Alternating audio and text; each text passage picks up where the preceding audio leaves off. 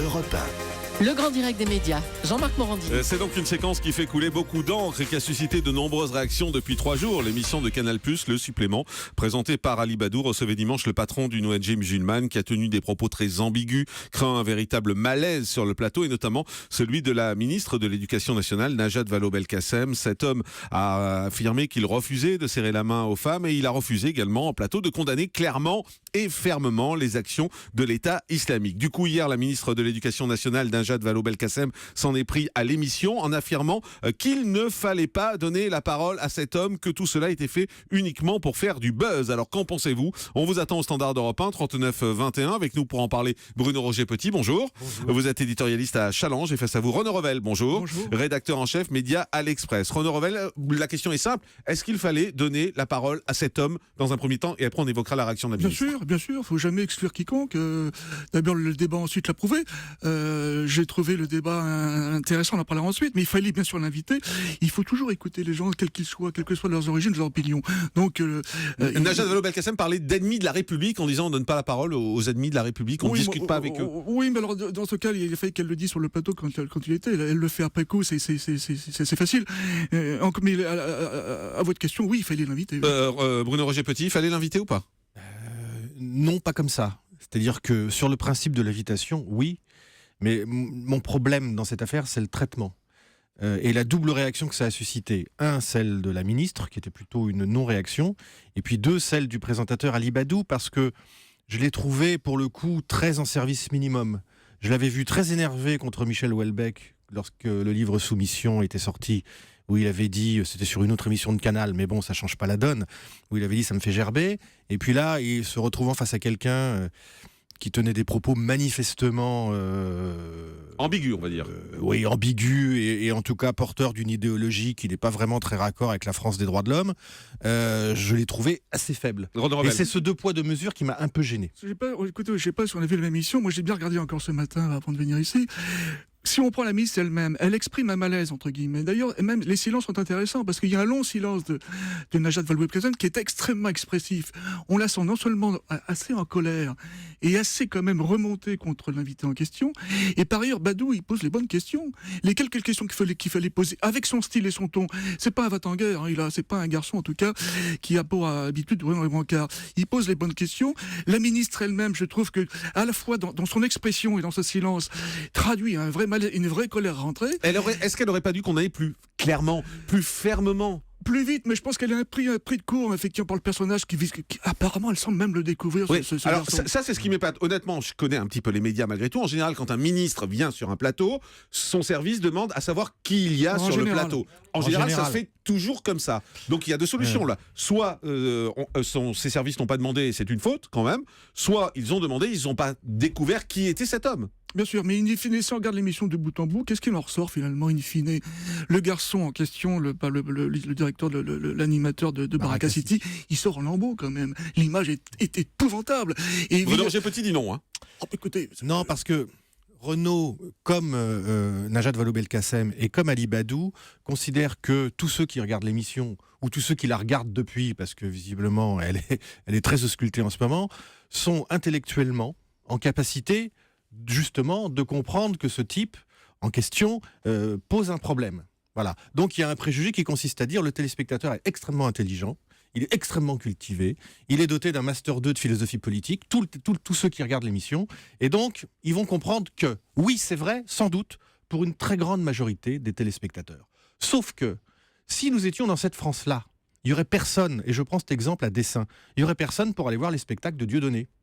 Chacun comprendrait qu'aller voir Dieudonné, ce n'est pas bien parce que le message qui est véhiculé, cette espèce d'antisémitisme larvé qui est formulé de telle façon qu'on ne s'expose pas nécessairement à des procès, c'est pas bien d'aller voir ça. Bon, moi je pense que l'erreur profonde de Najat Vallaud-Belkacem, qui n'est pas là en tant que Najat Vallaud-Belkacem, intellectuelle ou people, elle est là en tant que ministre de la République. C'est-à-dire qu'elle est en charge de la défense de ce qui fonde notre société, les droits de l'homme et du citoyen, égalité des sexes, liberté d'expression, liberté d'opinion, liberté de conscience. Elle est face à quelqu'un qui, manifestement, ne s'inscrit pas dans ce schéma. Il a le droit. C'est la grandeur d'une république comme la nôtre que de dire à ceux qui n'apprécient pas nécessairement ce système de droit qu'ils sont contre. D'accord. Mais elle, son rôle, sa fonction, son devoir à ce moment-là, c'est de dire non. Moi, ce que je viens d'entendre là est inadmissible et monsieur, je vous le dis en face. Voilà, c'est ça qu'on attendait à ce moment-là. Et c'est pour ça qu'il y a un problème. Oui, en même temps, elle n'est pas invitée sur ce plateau ce jour-là pour débattre avec ce garçon-là. C'est à Ali Badou aussi de porter le fer. C'est à Ali Badou aussi d'organiser. Elle est dans une plateau. confrontation objective, Renaud. Elle ne peut pas se dérober. Oui, mais encore une fois, regardez bien les images. Elle n'est pas non plus, encore une fois, moi j'attache beaucoup d'importance à l'expression. Oui, mais peut-être parce que vous êtes un spécialiste des médias, vous décryptez les choses, vous regardez le second degré. Et beaucoup de gens regardent l'émission en tant que spectateur neutre, j'ai envie de dire. Il manque une parole forte. Oui, mais la responsabilité en incombe d'abord à Ali Badou, je trouve, plus à Ali Badou qu'à la ministre. On va au standard d'Europe, on va prendre Daniel. Bonjour Daniel. Bienvenue sur Europe 1. Vous vous dites que la ministre aurait dû quitter le plateau. Ah, mais bien sûr. On ne peut pas avoir un poste aussi important représentant la République, comme un de vos invités disait, l'égalité pour tout, hommes, femmes, devant toute une République qu'on aime bien en France, et ne pas répondre à cet individu qui prend les valeurs de Daesh. C'est qu'on soit surpris ou pas surpris. Il ne prône pas vraiment les valeurs de Daesh, disons qu'il ne les condamne pas directement. Voilà. Surpris ou pas, il les condamne pas. Si on ne les condamne pas, attendez, on est pour ou contre. Et je pense qu'au niveau de beaucoup de Français sont contre Daesh. Il n'y a pas d'ambiguïté, c'est pour ou contre. Voilà. Et ce niveau du poste, au niveau de l'égalité que Madame la ministre représente, elle aurait dû, je pense, quitter le plateau dès la fin de cette phrase. Parce que moi, à aujourd'hui, représenter comme ça, je pense que beaucoup de ministres, que ce soit de droite ou de gauche, n'importe qui, auraient quitté la salle. Et Madame la ministre, elle a beaucoup de valeur et elle est fortement intelligente pour comprendre que les Français ont certainement été blessés, surtout aux mémoires des victimes de ces attentats. Merci Daniel de l'avoir dit sur Europe 1. Bonjour Christophe, bienvenue sur Europe 1, vous nous appelez de Metz. Oui, bonjour. Bonjour, et vous dites que la ministre aurait dû prendre position immédiatement. Bien sûr, moi je fulmine depuis dimanche. J'ai une épouse qui est professeure des écoles dans une banlieue un petit peu chaude proche de Metz, avec justement des problèmes aussi de radicalisation chez certains parents d'élèves. Qu'est-ce qu'elle doit penser du silence de la ministre ? Tout simplement. Comment elle doit réagir par rapport à des positions, à des situations, si la ministre elle-même se tait. Malheureusement, je trouve qu'elle s'est tout simplement fait marcher dessus, mais en réalité, elle a peut-être été sidérée et surprise, effectivement, aussi, parce qu'elle ne s'attendait pas à ce discours, mais elle a manqué de répartie. En revanche, effectivement, ce qui m'a le plus choqué personnellement, c'est d'un point de vue, je dirais, médiatique. Moi, je suis abonné depuis 30 ans à Canal+. Je l'étais chez mes parents à l'époque et je le suis toujours aujourd'hui. Et je trouve très sincèrement que depuis 30 ans, il y a une dérive en fait de Canal. Il y a une vraie dérive de Canal qui est sous couvert de postures peut-être un petit peu bobo branché, de laisser entrer quand même un peu n'importe qui parfois sur les plateaux, tout en étant extrêmement donneur de leçons. Et effectivement, Ali Badou, moi l'un de vos interlocuteurs l'a dit tout à l'heure, c'est quelqu'un qui a su se montrer très très très donneur de leçons sur certains sujets, et là, qui ne l'a pas été du tout. Moi, ça me choque. Parce que 20 minutes d'audience sur une chaîne comme Canal, pour moi, ça a de la valeur. C'est quelque chose d'important. On ne donne pas 20 minutes d'audience à n'importe qui. Il y a des tas de talents qui voudraient s'exprimer et qui n'ont pas ce temps. Et ce type-là, sur le plateau de Canal, je vais vous dire une chose. J'ai mis 30 secondes, pas plus, à savoir comment ça allait tourner. 30 secondes. Et effectivement, en 30 secondes, il s'est démasqué. Et sans mauvais jeu de mots, on a vu la fausse barbe. Merci Christophe. Renaud Revel, vous êtes d'accord avec Christophe ? Oui, en cela tout à fait. Oui, tout à fait. C'est qu'il y a une sorte de dérive de Canal depuis des années qui aujourd'hui a des problèmes d'audience et de positionnement.